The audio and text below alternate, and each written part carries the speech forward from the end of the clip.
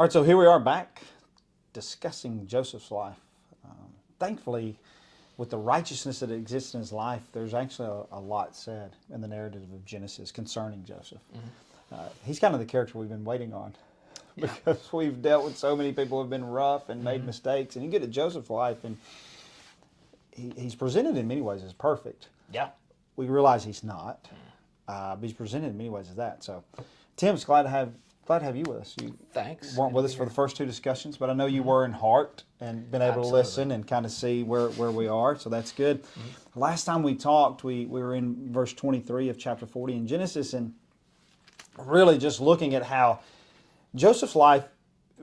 I introduced this tonight as his character strong and perfect, but his life has been far from perfect. Right. He's really went through some hurdles and dealt with some tough times. He even got to kind of the peak there. He's in a commander's house, gets put in prison, sees a glimmer of hope that he's going to be released because of the dream, right? But verse 23 says, "Yet the chief cupbearer did not remember Joseph, but forgot him." And we know through this story that the world's forgetting him, but God has not forgotten. He has remembered his servant. And so 41's interesting because it opens up, it says, after 2 whole years. Yeah. Which means 2 more years in prison. You know? It's a long time to wait. A long time to wait. I think it does help put in perspective what the Psalms remind us of so many times. Wait on the Lord. Probably in our society, when we can, fast food, DoorDash, we can get anything at any time. Yeah. Our waiting on the Lord is Monday to Friday, maybe. That's how long we have to wait, right?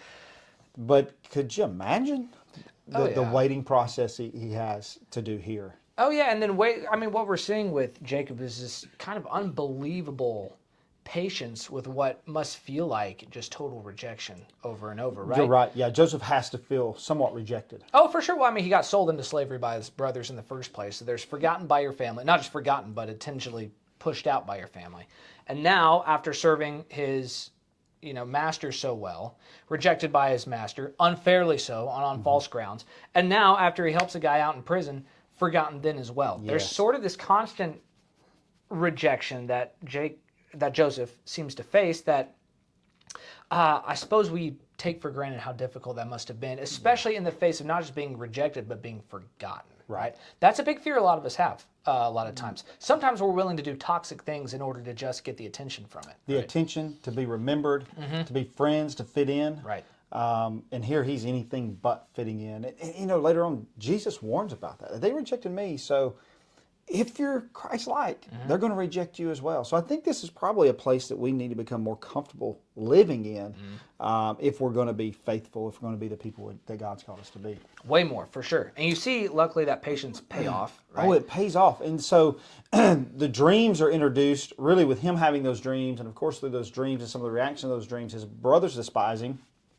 And it's so interesting that he not only receives the dreams, but people around him start having dreams. Of course, as we've seen in prison, and now Pharaoh has this dream that's wild. You've got the goats and the cows, the Nile, and it just looks radical, and it wakes him up. It reminds us of a character forward in Daniel, when Nebuchadnezzar has a similar situation.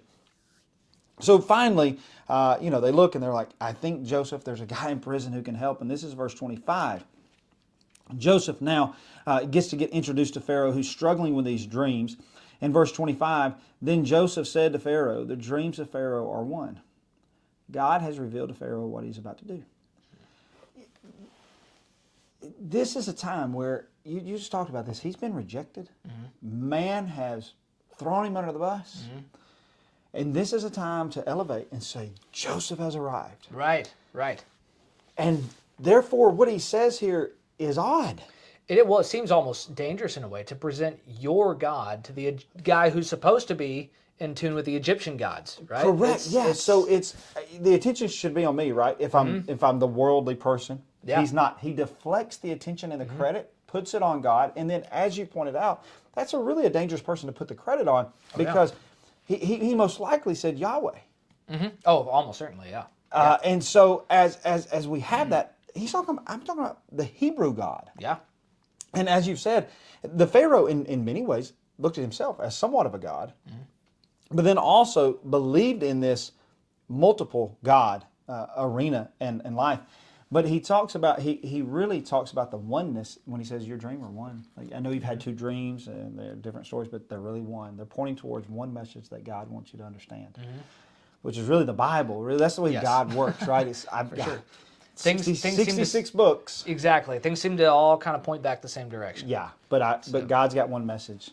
And so he tells him, the 7 good cows, 7 years, 7 good ears, 7 years. So he interprets this dream. Verse 28 again, God has shown to Pharaoh what he's about to do. He still points back to this Yahweh character. And then continuing on, he talks about the years of plenty in verse 29. But he says the famine will consume the land. This had to be a difficult saying for Pharaoh to hear. Oh, for sure. His job was to protect the land, defend. What a great army they would have had. Yep. Produce. And that was his responsibility. And it says of this that the famine will consume it, own it. Yep. Virtually, the famine's going to take the power from you, right? Because there's no people. They're starved. Yeah. Yeah, we consider it often a national emergency if we have a drought during 1 year, right? A 7-year famine's that's a huge emergency, especially back then, it's a huge emergency. It is. And then he goes on to say, he points back to this character that he really introduced the conversation with in verse 32. He says, this thing is fixed by God. Because you think about that religion, and what we do know about some of the ancient, Egyptians' themes is they felt as though they could play with their gods, toy with their gods. Some of the ancient religions, even in this country, they had the rain dance, right? That they could somehow alter it. So I'm sure the knee-jerk reaction is, well, let's alter this that's going to happen. He says, no, this is fixed. This is fixed by God. What we learn by the end of the story, which I know neither of us can hardly wait to get to the punchline at the end, right, is this not incredible that really God is moving, literally moving heaven and earth to exalt his plan, but also to take care of his servant. Yeah. Beautiful to see what God's doing right here. This is fixed by God. Well, why? And then we get to chapter 50 of Genesis, and you're like, that's why. Yeah. To show a story of redemption, to show a story of love, to show a story of salvation in many ways.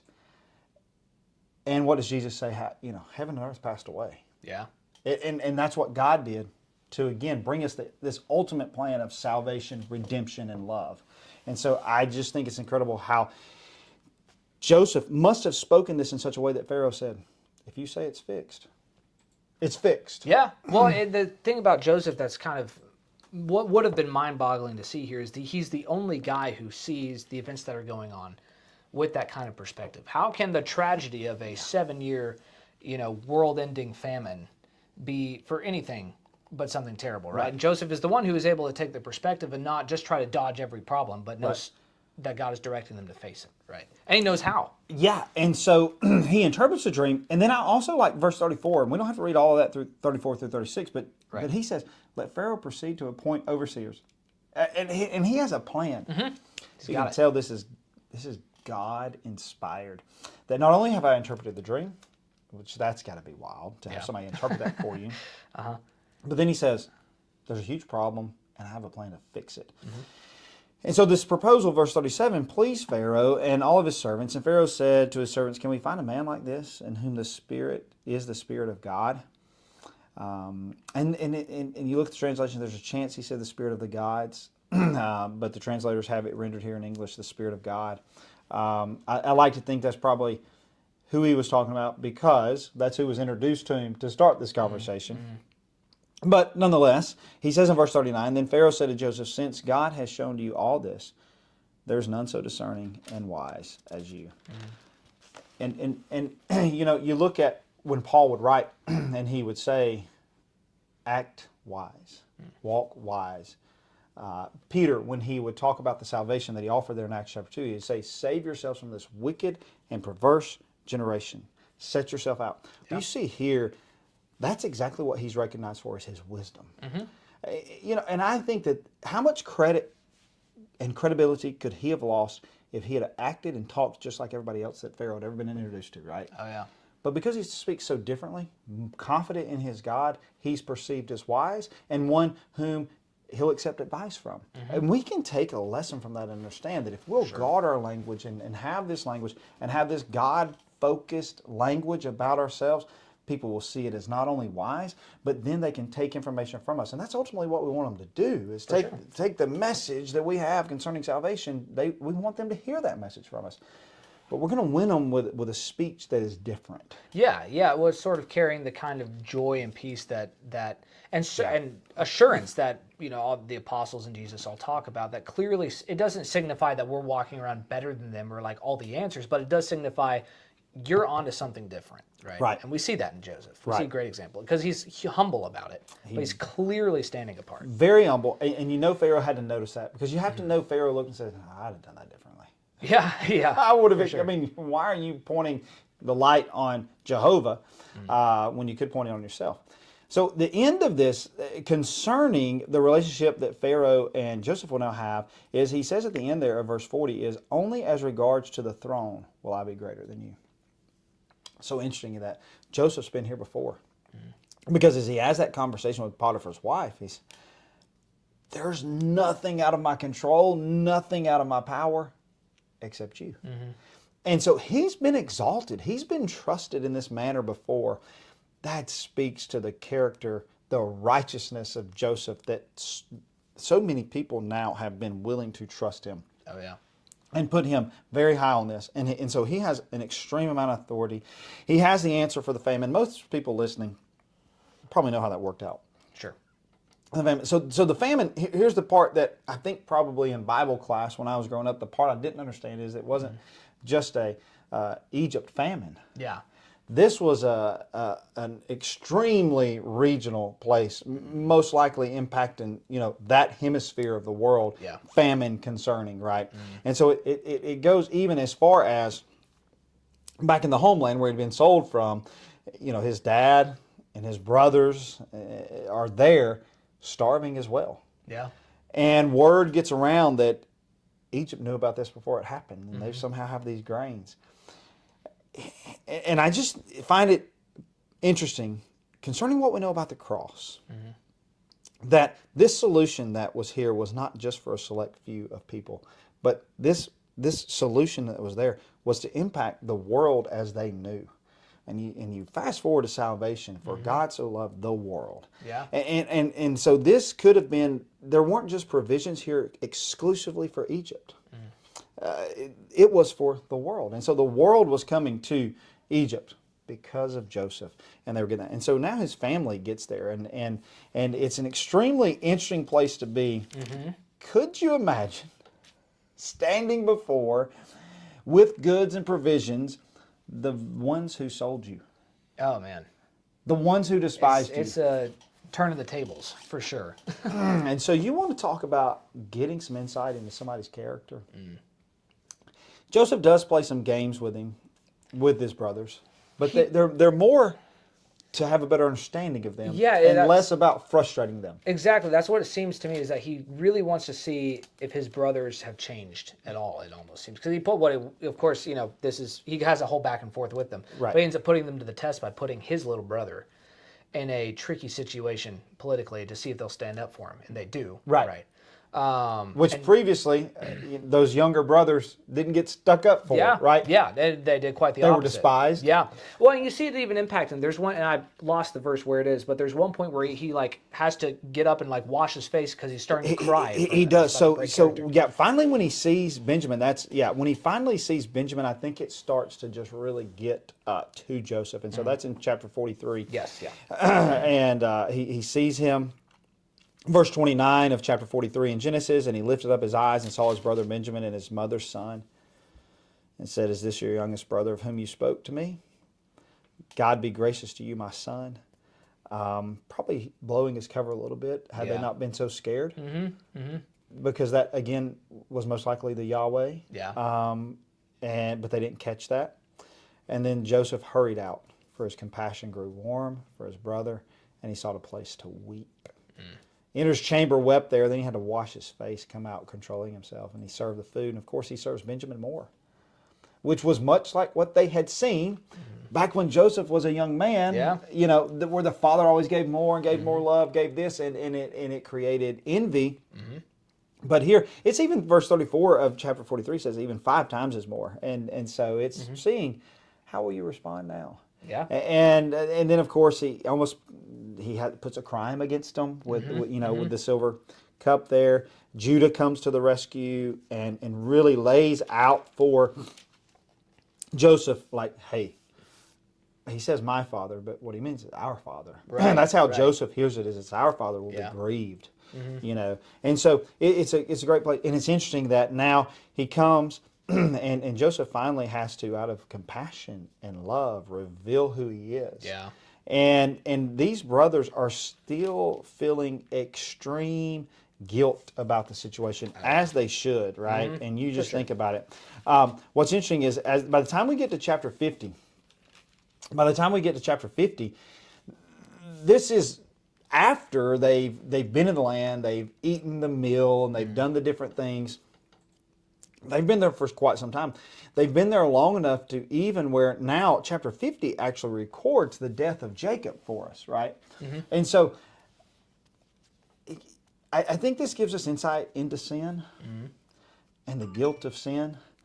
And I think it should give us a greater appreciation for what Jesus Christ promised that he could do. Oh, for sure.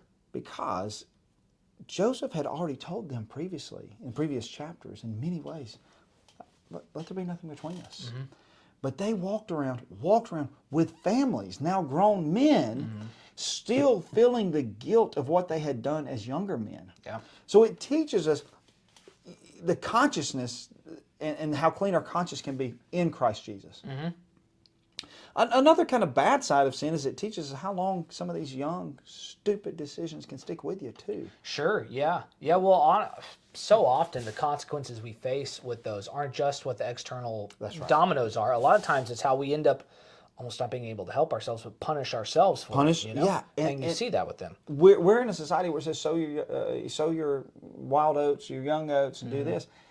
You just don't know what that could do to a younger person if they do make an extreme mistake. And you see that here. They're now old enough to where their father has passed. They have family of their own. And then verse 15 of chapter 50, when Joseph's brothers saw that their father was dead, they said, it may be that Joseph will hate us and pay us back for the evil we did to him. And in what we know of Joseph, this is interesting. This is what sin does. Generally, you just assume everybody else is as bad as you. Yeah, for sure. For sure. Because there's nothing about the character of Joseph that would have said he was a grudge-holding man. Right. They should not have perceived that, but they knew that's what's really inside of us. Sure. So if it's inside of us, it's most likely inside of him. Yeah. Yeah. And so they sent a message to Joseph saying, your father gave this command before he died. Say to Joseph, please forgive the transgressions of your brothers and their sin because they did evil to you. And now please forgive the transgression of the servants of the God of your fathers. Joseph wept when they spoke to him. His brothers also came and fell down before him and said, behold, we are your servants. But Joseph said to them, do not fear, for am I in the place of God? As for you, meant evil against me, but God meant it for good, to bring about that many people should be kept alive as they are today. And we see this in many ways, that God had a great plan to save people. He had a great plan to save many people. And it was brought about through hardship. And that's the cross. Oh, 100%. The cross was horrible. And can you think of the guilt that people would have felt? And that's exactly what happened when Peter was preaching that sermon. He said, you crucified him. Yeah. What shall we do, right? It sort of begs the question, well, what now? And you would have to ask, and he says, hey, do not fear. I will provide for you and your little ones. Thus he comforted them and spoke kindly to them. Right. The same old Joseph. Yeah, and that's kind of, I guess, the real confirmation they get of that kind of forgiveness, because I guess the suspicion was that he hadn't done anything to them because it would make his father sad. Right. But then suddenly we see that, no, there was something actually genuine in Joseph that was genuinely forgiving for the sake of grace itself, right? And that's kind of an important aspect to remember, that the grace we receive is not just an aspect of, some sort of pity for how it might affect someone else, or some sort of, other kind of trite reason. It's grace out of nothing but genuine love that requires no other sort of oversight except just the love of God itself. Right? Yeah, I think it's interesting. So many of these characters that we've studied thus far, they're in the lineage of Christ, but they don't much act like Christ. Right? Yeah, Isaac right. had his shortcomings and lies. You think about Jacob and his life, and obviously his brothers think the way they think because of their father, most likely. Yeah. But Joseph is totally unique. Of the characters that we've looked at thus far, the one who looks the most like Christ, though he's not in the lineage, is Joseph. In so many ways, he looks like Christ. And therefore, I think these times that we've discussed him, hopefully they build us up. Oh yeah. Challenge us to be more like him because, again, of the characters we've talked about during these conversations, none look more Christ-like than him. So we have not covered everything about Joseph. There's as popular as this story is, there's a chance somebody out there saying, well, you didn't cover verse X, Y, Z, because that's my favorite. And we do know this story well. But let's not look at it as story. Let's kind of look at him as the bar, Sure. that we can aim for and see that there is somebody that lived Christ-like. There's the example of it. He overcame a lot and he lived Christ-like, and he served others in doing so. So maybe we'll all be encouraged to live that kind of life. And thanks again for joining us. We always enjoy having these conversations. We're just hopeful you enjoy listening to them. So tune in next time. Thanks.